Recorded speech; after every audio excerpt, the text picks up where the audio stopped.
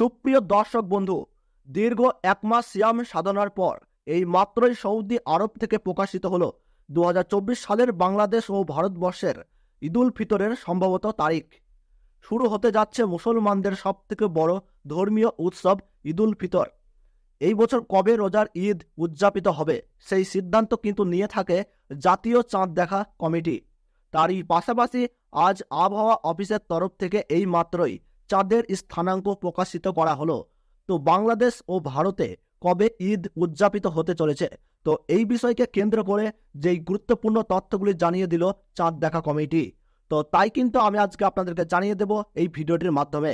তো বিস্তারিতভাবে জানতে হলে অবশ্যই ভিডিওটিকে শেষ পর্যন্ত মনোযোগ সহকারে দেখবেন এবং এই রকম গুরুত্বপূর্ণ খবরের আপডেট আপনারা যদি সবার প্রথমেই পেতে চান তাহলে অবশ্যই চ্যানেলটিকে সাবস্ক্রাইব করে পাশে থাকা বেল আইকনটিকে প্রেস করে রাখবেন। তো চলুন এক নজরে দেখে নেওয়া যাক। আমরা সকলেই জানি রোজার শেষে শাওয়ালের প্রথম দিন পবিত্র ঈদুল ফিতর উদযাপন হবে। তবে কবে রোজা শেষ হবে তা নিশ্চিত হবে চাঁদ দেখার উপর।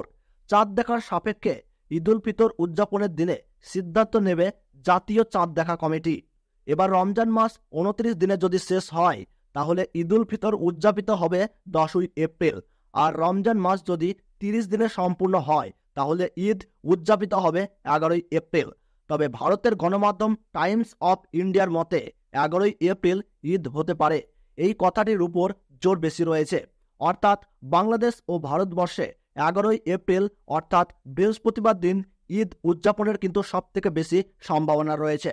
9ই এপ্রিল বাংলাদেশ মান সময় রাত্রি 12:21 আমাবস্যা শেষ হয়ে 1445-এর হিজরি সনের শাওয়াল মাসের নতুন চাঁদের জন্ম হবে।